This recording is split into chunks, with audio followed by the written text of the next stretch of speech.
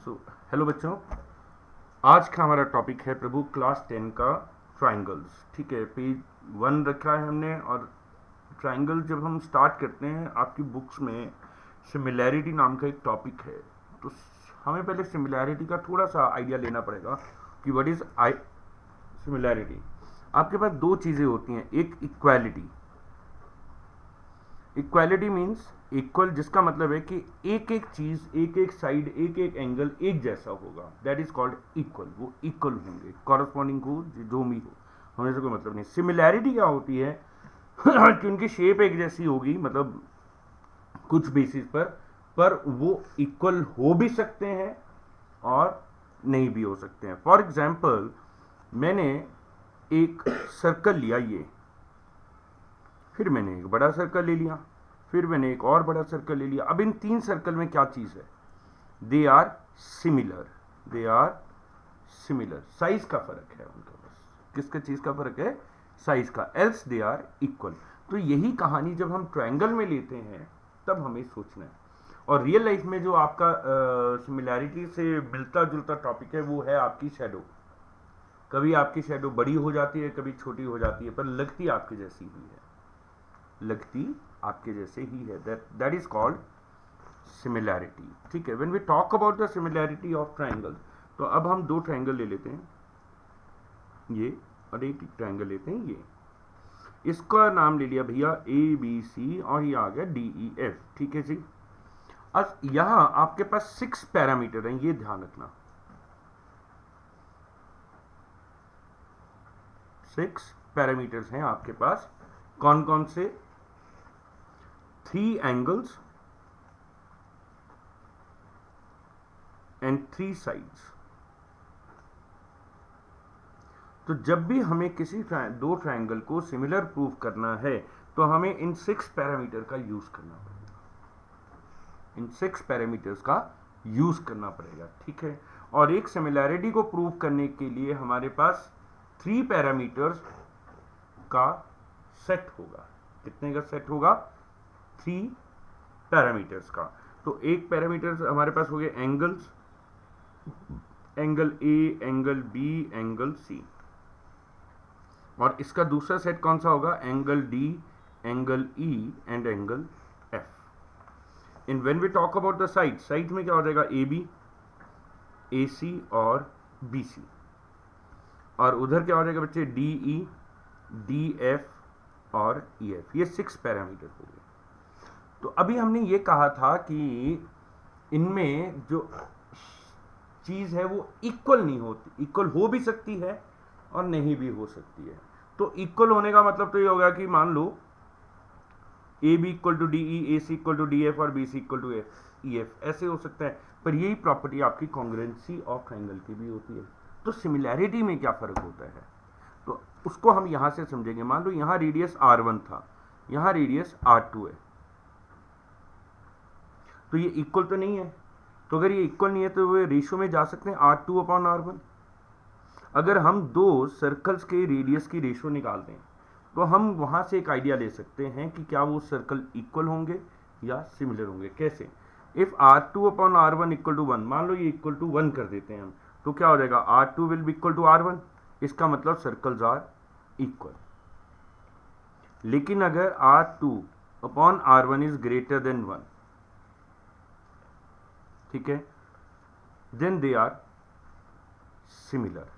और या less than 1 है, then again they are similar. वो क्या हो जाएंगे?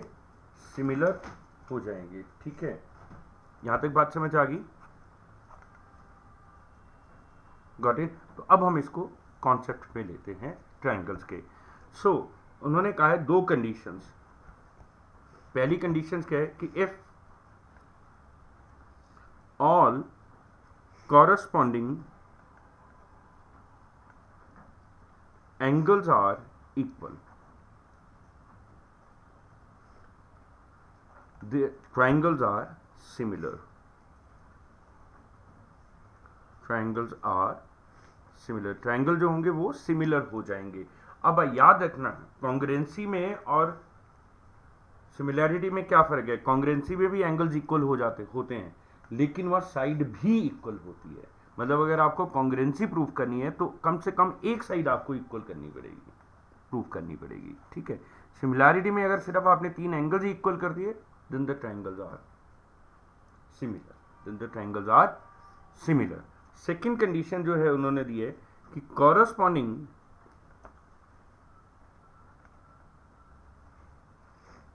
corresponding sides are in proportion।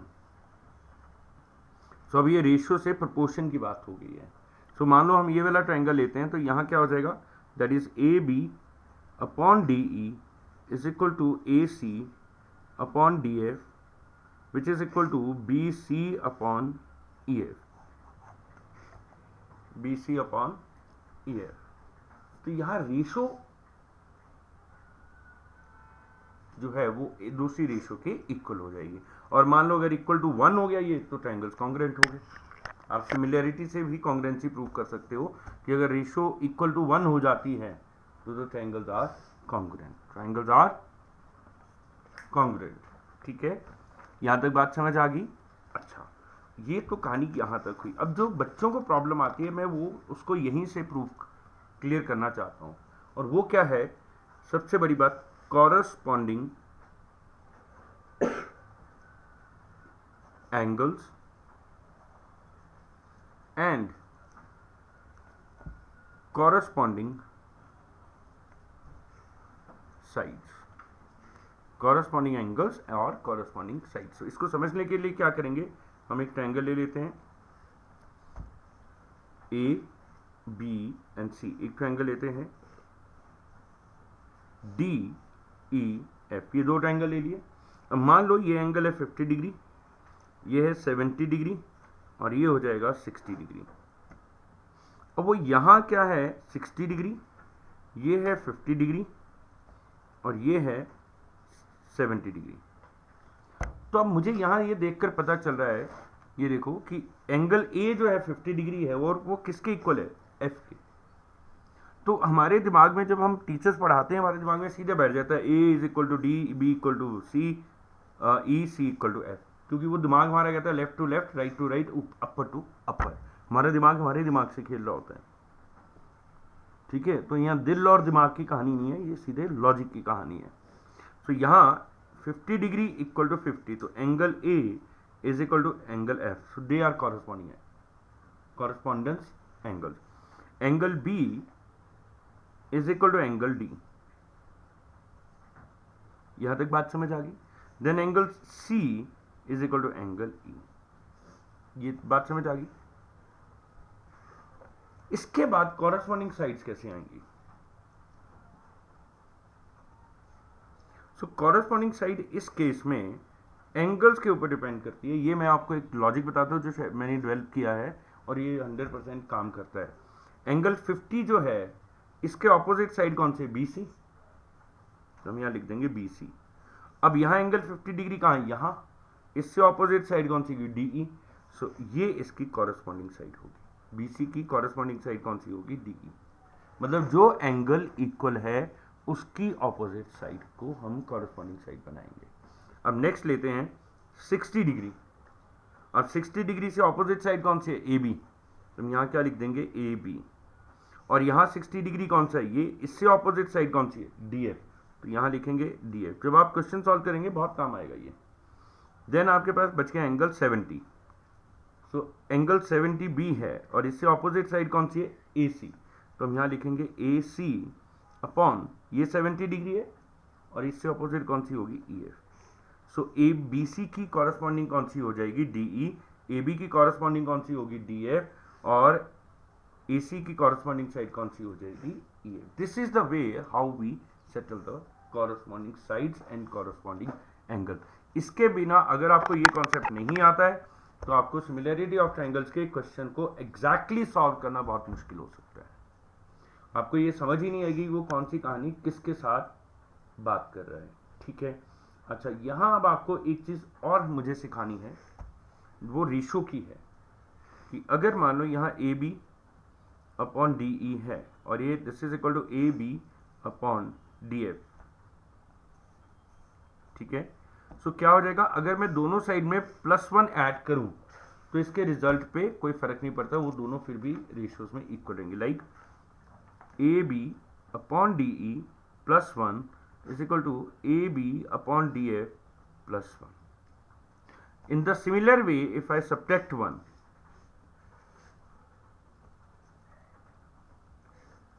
Upon DF -1, सो ये कहानी हमें आगे जाकर बहुत हेल्पफुल करेगी, जहां हमें एक कॉन्सेप्ट करेंगे छोटू और बड़े वाला, छुटका और बड़का।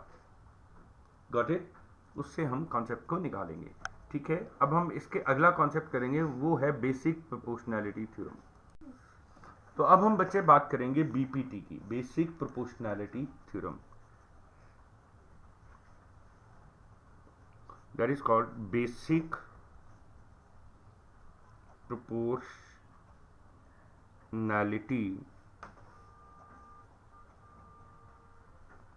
थ्योरम। ठीक है, अब जब हम बात करेंगे बेसिक प्रोपोर्शनैलिटी की, तो सबसे पहले होगा इसकी statement. So what is the statement? It says if a line is drawn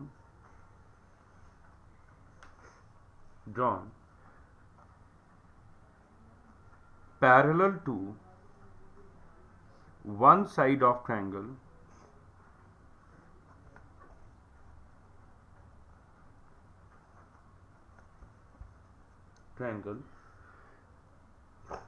intersecting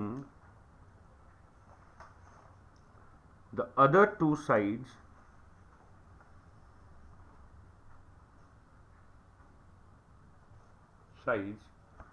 then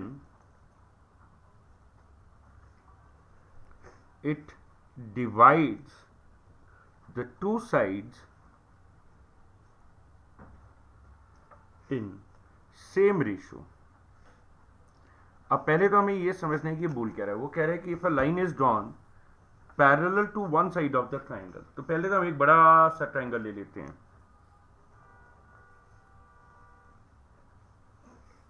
ले लिया जी, this is A, B and C। अब हम BC से पैरेलल एक लाइन ड्रॉ करते हैं DE,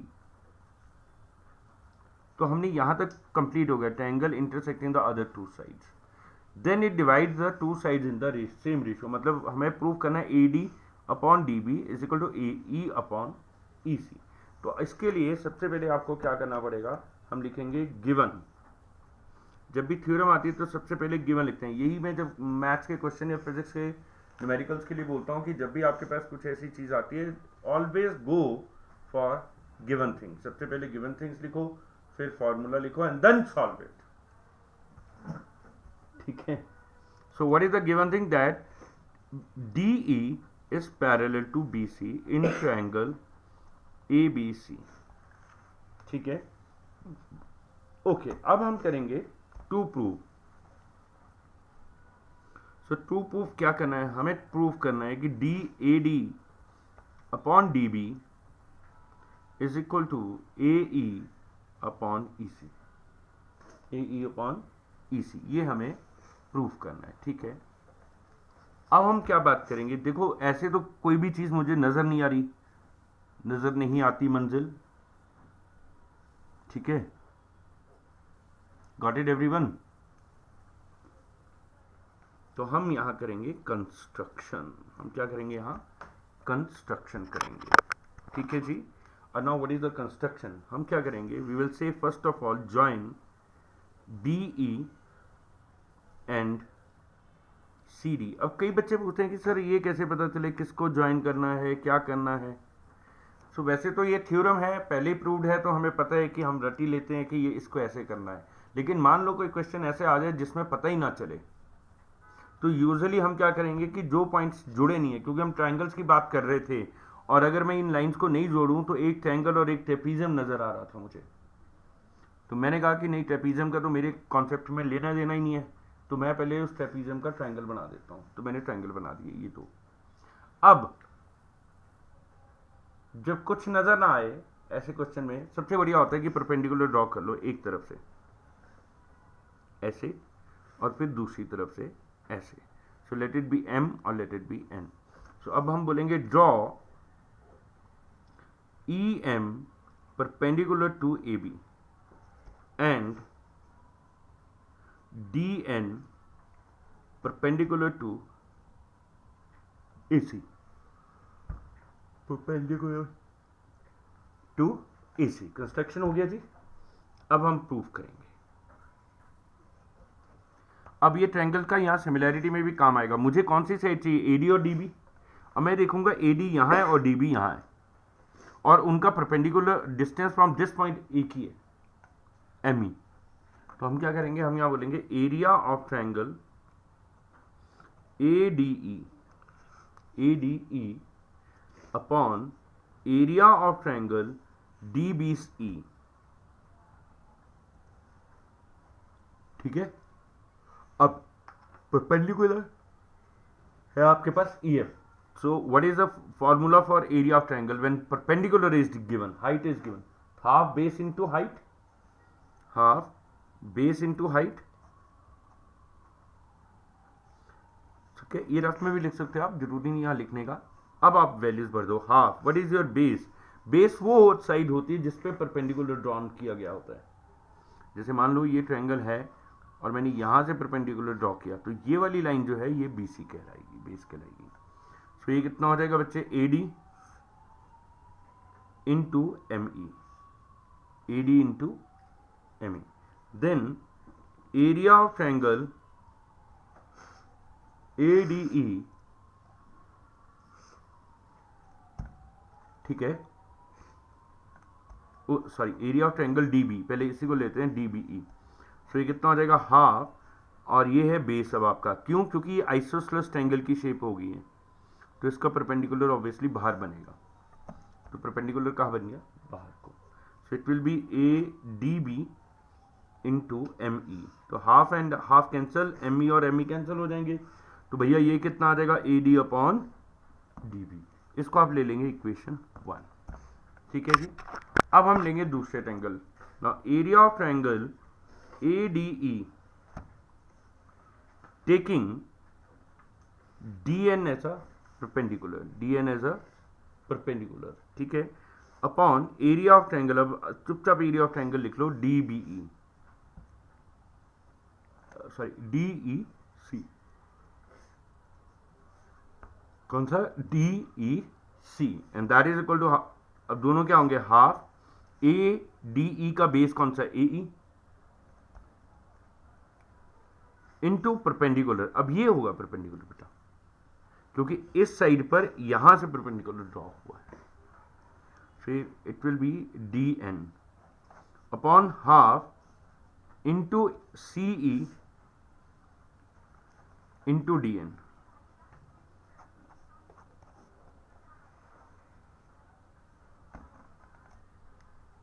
So that comes out to be AE upon CE। ठीक है। अब हम देखते हैं कि मुझे यही तो प्रूव करना था, AD upon DB equal to AE upon AC। तो इसका मतलब है मुझे राइट साइड जो है वो लेफ्ट साइड के इक्वल करनी पड़ेगी। अब मैं कंपैरिजन करता हूं भाई, मैं पढ़ता हूं यहाँ क्या, यहाँ एरिया ऑफ ट्रायंगल AD, यहाँ भी एरिया ऑफ ट्रायंगल AD। ओह, ये तो इक्वल है, न्यूमिनेटर के जो एरिया ऑफ ट्रायंगल है वो इक्वल है। ये भी ADE है और ये भी ADE है, लेकिन डिनोमिनेटर में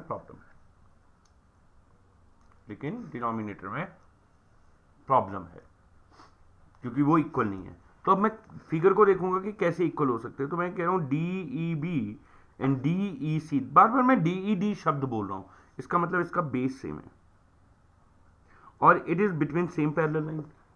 सो आपको याद रखना है, द एरिया ऑफ ट्रायंगल्स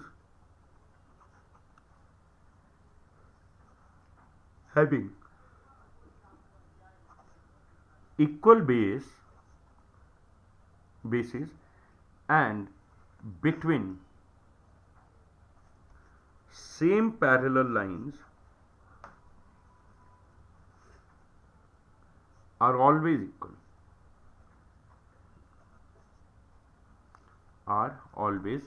वो इक्वल होते हैं। मतलब मान लो ये दो पैरेलल लाइन ले ली हमने, एक ट्रायंगल यहां बना लिया और इसके साथ से एक ट्रायंगल इधर को बना दिया, एक ट्रायंगल ये हो गया और एक ट्रायंगल ये, तो इन दोनों का एरिया सेम होगा। So therefore area of triangle DBE is equal to area of triangle DEC. So therefore